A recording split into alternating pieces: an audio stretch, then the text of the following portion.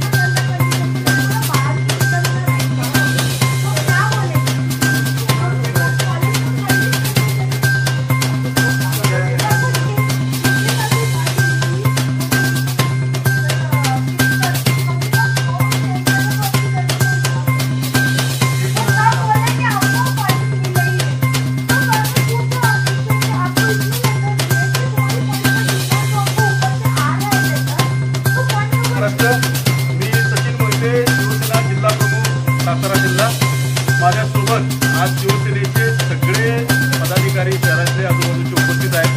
त्यात आमचे शहर प्रमुख आहेत, तालुका प्रमुख आहेत, उपजिल्हा प्रमुख आहेत, युवासेनेचे पदाधिकारी आहेत, इतर शहर जे आहेत त्यांचे पदाधिकारी आहेत. आम्ही आलो गेले 2 दिवस आता लगातार आम्ही या कॉलेजमध्ये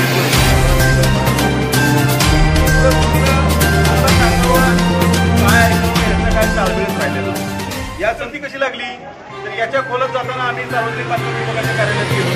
त्यांना विचारलं की परिस्थिती कशामुळे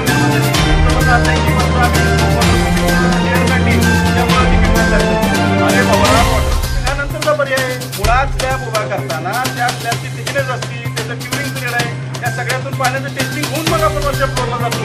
आज 4थ्या माळ्याचं काम चाललंय, 1ल्या माळ्यावर कळत झालंय खाली. तुमच्या व्हिडिओमध्ये सगळ्यांची आलेली गोष्ट आहे. त्याच्यामध्ये सगळ्यात त्रासदायक बाब काय आहे की याच्यातच विद्यार्थ्यांची वर्ग भरवले जात आहेत आणि जे विद्यार्थ्यांचे वर्ग भरवले जात आहेत तिथं अशी अवस्था आहे इलेक्ट्रिकल सप्लाय दिलेला आहे आणि या सप्लायमध्ये पाणी हा जर सप्लाय पाण्यात उतरला तर मोठी दुर्घटना घडल्यानंतर जबाबदारी घेणार कोण? पण जबाबदारी घेतील सुद्धा, पण एखाद्याचा सुरू केला तर तो परत येणार आहे का? यासाठी आम्ही जिल्हाधिकाऱ्यांच्याकडे पाठपुरावा केला, अधीक्षक अभियंता सार्वजनिक बांधकाम विभाग यांना कॉन्टॅक्ट केलं. आज सार्वजनिक बांधकाम विभागाचे कार्यकारी अभियंता भेटायला आले तर ते सुद्धा इथे येताना फार अडचण झाली. आम्हाला ठिय्या आंदोलन करावं लागलं त्यांच्या दारात.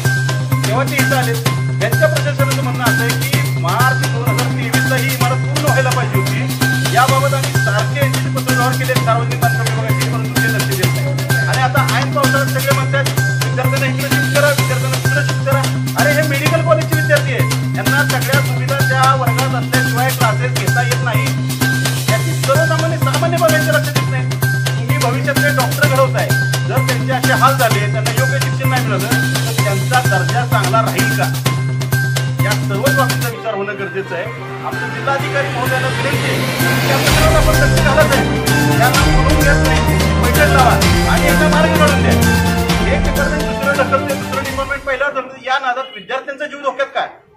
शिवसेनेचा हा विषय आहे आणि याच्यावर जर मार्ग निघाला नाही 15 दिवसात तर आम्ही सार्वजनिक बांधकाम विभागाच्या एक्झिक्युटिव्ह इंजिनियरच्या कार्यालयाला फासून टाळं ठोकू सगळ्यांना तिथे.